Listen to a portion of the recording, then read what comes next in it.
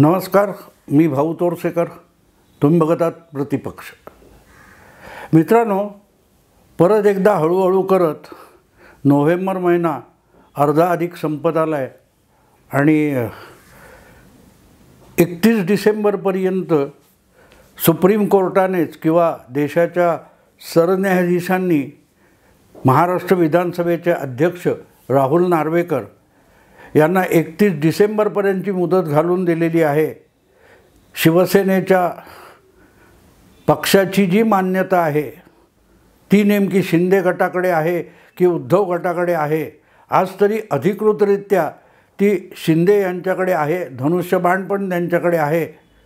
पण तेही ठरवण्याचा अधिकार हा सुप्रीम कोर्टाच्या घटनापीठाने राहुल नार्वेकर यांना दिलेला आहे. आणि मजेची गोष्ट अशी की जे आमदार बंड करून उभे राहिले, ज्याने आपणच शिवसेना असल्याचा दावा केला आहे, तो बरोबर आहे की नाही हे सुद्धा निवडणूक आयोगाने निकाल दिला असताना सरन्यायाधीशांनी तो सुद्धा निर्णय घेण्याचा अधिकार खुद्द विधानसभेच्या अध्यक्षांना राहुल नार्वेकरांना दिलेला आहे. आणि तो निर्णय घेण्यामध्ये ते चालढकल करतात किंवा वेळकाढूपणा करतात असा दावा करत उद्धव ठाकरे गटाने जी काय सुप्रीम कोर्टामध्ये याचिका केली होती त्याच्यावरचा निकाल देताना परत एकदा सगळा विषय सुप्रीम कोर्टाने राहुल नार्वेकर म्हणजे विधानसभेच्या अध्यक्षांकडे सरकवलेला आहे. आता गमतीची गोष्ट अशी की त्यामुळे 31 डिसेंबरपूर्वी त्या शिवसेनेच्या बंडखोर आमदारांना अपात्र ठरवावंच लागेल. आणि ते अपात्र ठरवणं म्हणजेच न्याय आहे असा उद्धव गटाचा दावा आहे. मला असं अजब वाटतं की जर तुम्हाला असं वाटत असेल तर तुम्ही सुप्रीम कोर्टाकडे तरी का जाता? कारण वारंवार तुमच्या विरोधात निर्णय आले किंवा तुम्हाला हवे ते निर्णय आले नाही तर आदळआपट करण्याकरिता तुम्ही काही करत नाही आहात. आणि परत परत तुमच्या पदरी निराशा येते आणि तरीही परत धावायचं. असो, मला तो विषय महत्त्वाचा वाटत नाही. पण हे सगळं होत असताना आणि सुप्रीम कोर्टाकडून वारंवार विधानसभेचे अध्यक्ष राहुल नार्वेकर यांच्या बाबतीत ताशेरे झाडले जात असतानासुद्धा आपण जी काय असंदिग्ध नव्हे तर संदिग्ध भूमिका घेतलेली आहे त्याविषयी राहुल नार्वेकर सातत्याने ठामपणे बोलत असतात की मी न्याय निवाडा करणार आहे. आणि घाईगर्दीत केलेला न्याय निवाडा हा अन्याय असू शकतो आणि त्याला विलंब केला तरीही तो अन्याय असू शकतो अशी भूमिका सुरुवातीपासून राहुल नार्वेकर मांडत आलेले आहे. आणि या पार्श्वभूमीवर बघितलं तर आणखीन एक मला कुतूहलाचा विषय वाटतो. खरं तर तो कुठल्याही पत्रकारासाठी बातमीचा विषय आहे की हा सगळा सुप्रीम कोर्टाचा निकाल आल्यापासून किंवा सुप्रीम कोर्टाचा निकाल लागणार होता तेव्हासुद्धा कुठल्या तरी आंतरराष्ट्रीय संसदीय संस्थेच्या बैठकीसाठी देशाबाहेर गेलेले होते राहुल नार्वेकर. आणि तिथून परत आल्यानंतर हा निकाल बघितल्यावर त्यांनी असं सांगितलं की योग्य असेल तो निर्णय मी करणार आहे. प्रश्न असा आहे की राहुल नार्वेकर हे वारंवार त्यानंतर मला वाटते 3 ते 4 वेळेला तरी ते राजधानी दिल्लीमध्ये जाऊन आलेले आहेत. आणि राजधानी दिल्लीमध्ये ज्यावेळेला राहुल नार्वेकर जातात तेव्हा ते कोणाला भेटतात, कशासाठी जातात? देशाची राजधानी दिल्लीमध्ये किंवा जिथे सुप्रीम कोर्टाची वास्तू आहे त्या शहरामध्ये राहुल नार्वेकर वारंवार कशाला जातात याविषयी कधीही बातमी येत नाही. फक्त ते दिल्लीला गेले एवढी बातमी येते. मग ठरल्याप्रमाणे शिवसेनेचं मुखपत्र जे आहे त्यामध्ये गेले दिल्लीचे पाय चाटायला किंवा गेले दिल्लीचं अमुक करायला, गेले दिल्लीत मुजरा करायला ही खिल्ली उडवली जाते. ते सुद्धा सगळ्या चॅनेलवर सगळ्या वर्तमानपत्रात राहुल नार्वेकरांची संजय राऊत किंवा उबाठा शिवसेनेकडून जी खिल्ली उडवली जाते ती दाखवली जाते. पण राहुल नार्वेकर दिल्लीत गेल्यानंतर कोणाकोणाला भेटतात, तिथे कसली चर्चा करायला जातात किंवा त्यांना तिथे सभापती म्हणून कोण मार्गदर्शन करतोय याचा खुलासा होत नाही. आता इथे एक गोष्ट आपल्याला लक्षात घ्यायला लागते की महाराष्ट्र विधानसभेचे अध्यक्ष म्हणून त्यांची बाजूसुद्धा सुप्रीम कोर्टात मांडली गेलेली आहे. शिंदे हा सत्ताधारी गट आहे, उद्धव हा काय तो याचिकाकर्ता गट आहे. या दोन गटांमध्ये विधानसभेत जी बंडखोरी झाली शिवसेना पक्षामध्ये त्याविषयीचा वाद आहे. त्यामुळे या दोघांचे वकील आपापल्या परीने आपली बाजू मांडत असतात. पण तिसरा पक्ष एक आहे, तो आहे खुद्द सभापतींचा. भले सभापती हे दिसायला भारतीय जनता पक्षाचे आमदार आहेत आणि सत्ताधारी गटाकडून त्यांना अध्यक्षपदाची उमेदवारी देण्यात आली, ते निवडून आले आणि ते अध्यक्ष आहेत. त्यामुळे विधानसभेचा अध्यक्ष हा कुठल्याही एका पक्षाचा नसतो असं गृहीत धरण्याची पद्धत आहे. त्याने आपल्या मूळ निवडून ज्या पक्षातर्फे आलो त्या पक्षाचा राजीनामा दिला असंही मानलं जातं. मग प्रश्न असा येतो की आपले सभापती किंवा जे अध्यक्ष आहेत त्यांची बाजू ही सुप्रीम कोर्टात या सगळ्या विषयामध्ये तिसरी बाजू असते. आणि ती तिसरी बाजू मांडणारा कोण आहे विचार करा. तो आहे भारताचा सॉलिसिटर जनरल. म्हणजे सुप्रीम कोर्टात केंद्र आणि ठराविक बाबतीत राज्यपाल वगैरे असे जे लोक असतात त्यांची बाजू मांडण्यासाठी जो वकील नेमलेला असतो त्याला ॲटर्नी जनरल किंवा सॉलिसिटर जनरल म्हणतात. आत्तासुद्धा या विषयामध्ये ज्या वारंवार सुनावण्या झाल्या घटनापीठासमोर तेव्हा तुम्हाला आठवत असेल कपिल सिब्बल आहेत, अभिषेक मनू सिंघवी आहेत, हे उद्धव देवदत्त कामत आहेत, हे उद्धव ठाकरे गटाकडून आपली बाजू मांडत होते त्यांची. दुसरीकडे हरीश साळवे आहेत, ते नंदकिशोर कौल आहेत किंवा महेश जेठमलानी आहेत, यांनी शिंदे गटाची बाजू मांडली होती. पण या सगळा विषय ज्या व्यक्तीसमोर, ज्या पदाधिकाऱ्यासमोर, ज्या काय म्हणतात त्याला पीठासीन अधिकाऱ्यासमोर मांडला जातो ते राहुल नार्वेकर विधानसभेचे अध्यक्ष यांची बाजू तिसरा वकील मांडत होता किंवा तिसरी बाजू तो वकील मांडत होता. तो केंद्र सरकारचा सॉलिसिटर जनरल आहे ज्याचं नाव तुषार मेहता आहे. आणि म्हणून दिल्लीला जेव्हा जेव्हा विधानसभेचे अध्यक्ष राहुल नार्वेकर जातात ते कोणाला भेटतात याची बातमी महत्त्वाची असते. पण तेवढी बातमी सोडून राहुल नार्वेकर दिल्लीला गेले, ते मुजरा करायला गेले, या बातम्या रंगवल्या जातात.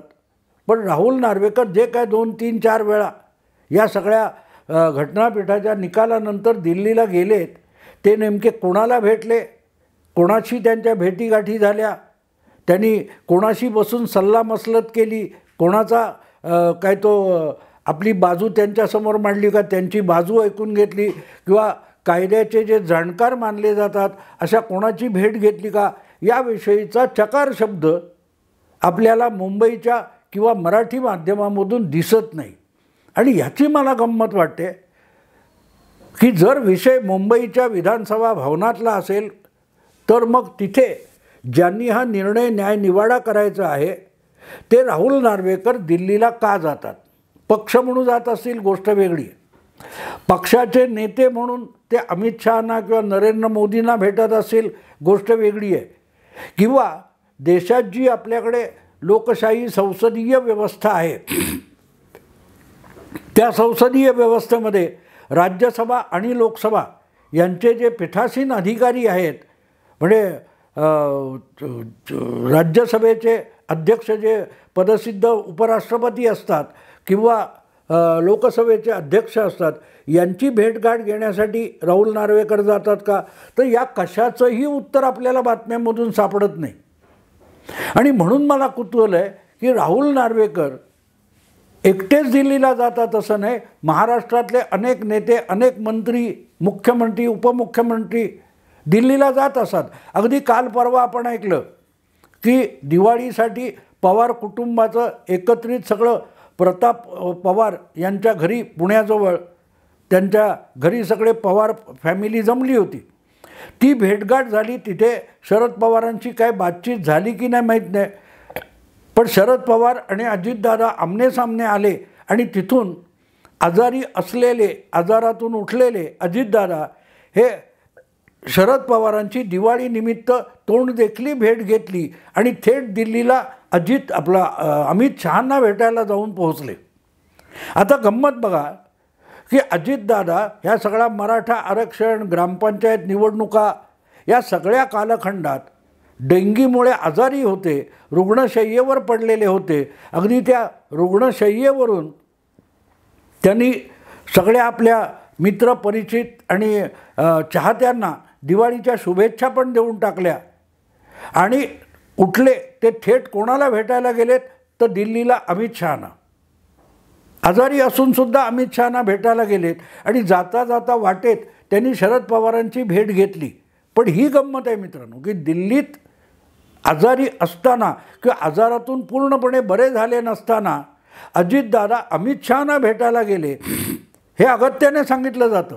मग त्याच पद्धतीने विधानसभेचे अध्यक्ष राहुल नार्वेकर जे सध्या वेगवेगळ्या फाटाफुटीमुळे आमदारांचा पात्रता अपात्रता असल्या विषयामुळे वादग्रस्त पद झालेलं आहे, अशा पदावर आरूढ झालेले राहुल नार्वेकर हे दिल्लीत येऊन कोणाला भेटतात, ही बातमी का होत नाही?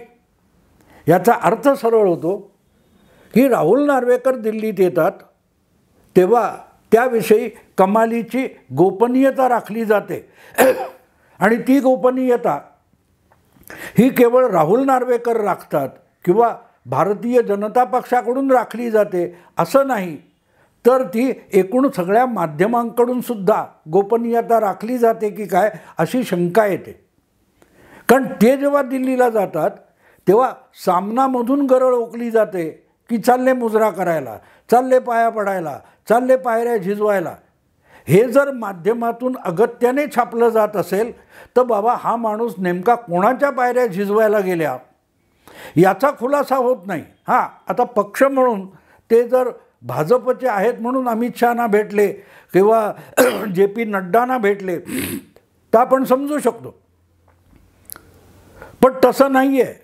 भाजपचे 105 पेक्षा अधिक आमदार आहेत, भाजपचे 9 मंत्री आहेत, एक उपमुख्यमंत्री आहेत, ते देखील दिल्लीत आल्यावर कोणाकोणाला भेटतात, कोणाकोणाशी सल्लामसलत करतात किंवा इतर कुठल्या राज्यात जातात याची चर्चा माध्यमात होते.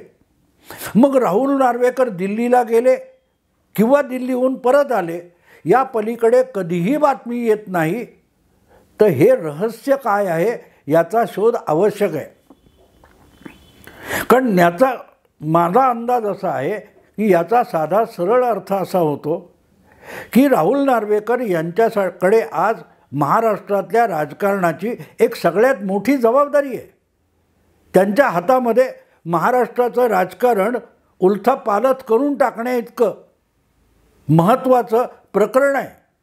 त्यांनी उद्या समजा जसं बोललं जातं की आता 16 आमदार अपात्र करावंच लागेल आणि ते अपात्र केलं तर मग मुख्यमंत्री असलेले एकनाथ शिंदेसुद्धा त्या पहिल्या 16 आमदारांच्या यादीतले आहेत, त्यामुळे त्यांची आमदारकी गेली तर एकनाथ शिंदेंनासुद्धा आपल्या मुख्यमंत्रीपदाचा राजीनामा द्यावा लागेल आणि साहजिकच तसं झालं तर महाराष्ट्रातल्या सत्तेच्या राजकारणामध्ये प्रचंड मोठी उलथापालथ होऊ शकते. आता एवढं मोठं प्रकरण ज्या व्यक्तीवर न्यायनिवाडा करण्यासाठी सोपवलेलं आहे ती व्यक्ती जेव्हा उठते आणि दिल्लीला जाते आणि परत येते तर तिथे कोणाला भेटते याला महत्त्व आहे.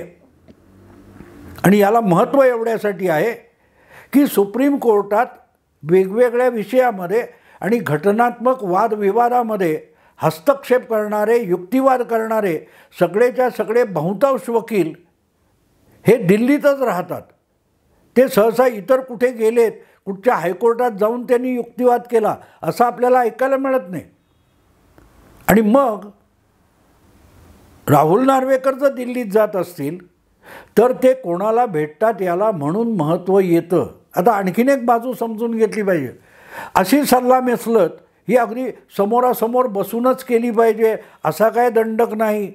सभापतींना आपली बाजू, विधानसभेच्या अध्यक्षांना आपली बाजू ही सुप्रीम कोर्टात घटनापीठासमोर मांडणारे जे सॉलिसिटर जनरल तुषार मेहता आहेत यांची भेट घेऊन समोरासमोर बोललं पाहिजे असा कुठलाही कायदेशीर किंवा घटनात्मक दंडक नाही. फोनवरसुद्धा आपल्या सुप्रीम कोर्टातल्या वकिलाबरोबर नार्वेकर सल्लामसलत करू शकतात. आता दोघेही खुद्द राहुल नार्वेकर पण हायकोर्टात वकील व्यवसाय केलेले वकील आहेत. त्यामुळे ते आणि तुषार मेहता हे कायदेशीर फोनवर बोलले तरीही एकमेकाशी सल्लामसलत विचारविनिमय होऊ शकतो. मग दिल्लीला जाण्याची गरज काय? तर इथे एक गोष्ट आणखीन लक्षात घ्यावी लागते की फोनवर तुम्ही जेव्हा बोलता तेव्हा ते मधल्यामध्ये कोणतरी काहीतरी हॅक करून वगैरे वगैरे रेकॉर्ड करू शकतो किंवा त्यावर गुप्तपणे नजर ठेवून त्याचं रेकॉर्डिंग करू शकतो, चोरून ऐकू शकतो. हा धोका आहे. त्यामुळे फोनवर न बोलता अशा प्रकारची जी सल्लामसलत आहे ती समोरासमोर बसून केली आणि ती कुठेही रेकॉर्ड होणार नाही याची काळजी घेतली तर मग अधिक सुरक्षित चर्चा होऊ शकते. काही जे काय त्रुटी असतील, उणिवा असतील आपल्या कामकाजामध्ये किंवा कायद्यामध्ये, हे जर आपल्या वकिलांना सुप्रीम कोर्टात मांडायचं आहे तर ते सांगण्यासाठी फोनवर बोलणं धोकादायक आहे. आणि म्हणून मला असं वाटतं की दिल्लीत जाणारे विधानसभेचे अध्यक्ष हे तुषार मेहतांना भेटत असतील तर तो सगळा विषय हे 16 आमदार किंवा शिवसेनेतून बंडखोरी केलेले आमदार यांच्याशी निगडीत असू शकतो. हा एक भाग झाला. पण आणखीन एक दुसरी गोष्ट लक्षात घेतली पाहिजे की फक्त तुषार मेहता जे विधानसभा अध्यक्षांची बाजू सुप्रीम कोर्टात घटनापीठात मांडतात त्यांच्यापुरता ही सल्लामसलत किंवा विषय मर्यादित राहत नाही. कपिल सिब्बल पण दिल्लीत राहतात, अभिषेक मनु दिल्लीत राहतात, जेठमलानी दिल्लीत राहतात. हे सगळे वकील येऊन जाऊन एकमेकांना भेटत असतात आणि कोर्टाच्या बाहेर असताना ते एकमेकाशी असे विषय सहजगत्या डिस्कस करू शकतात. त्यामुळे त्यांच्यामध्ये सुद्धा जी एका भूमिकेची किंवा कलमाची किंवा मुद्द्याची चर्चा झालेली असते त्यातूनही अनेक संकेत मिळत असू शकतात. तर ते संकेत काय आहेत? आणि हा सगळा विषय तेवढ्यापुरता नसतो.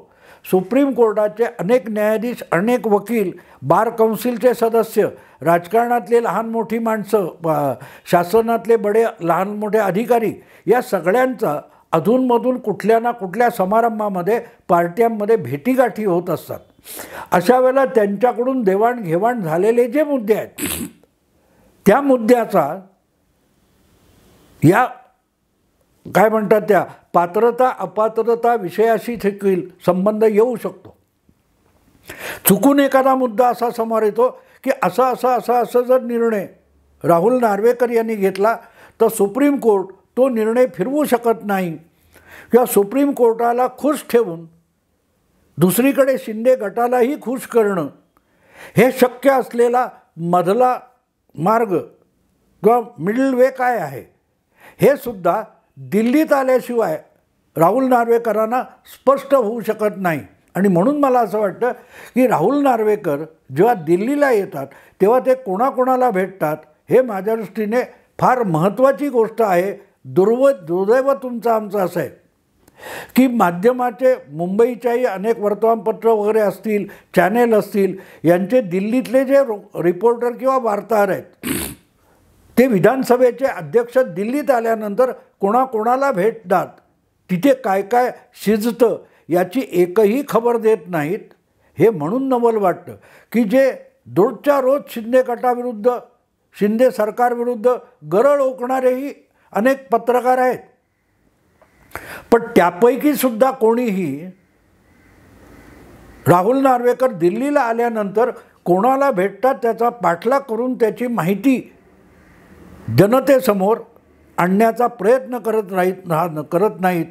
तेव्हा अशी वाटते की सगळ्या माध्यमांनासुद्धा नार्वेकर ज्यांना दिल्लीत येऊन एक एक दिवस, 2-2 दिवस भेटतात, विचारविनिमय करतात, ते गोपनीय राखायचे. आणि म्हणून ती गोपनीयता ही शिवसेनेतून फुटलेल्या एकूण 40 किंवा 16 ज्या आमदारांच्या पात्रता अपात्रतेचा विषय आहे त्या बाबतीत अतिशय महत्त्वाची अशी बाजू आहे.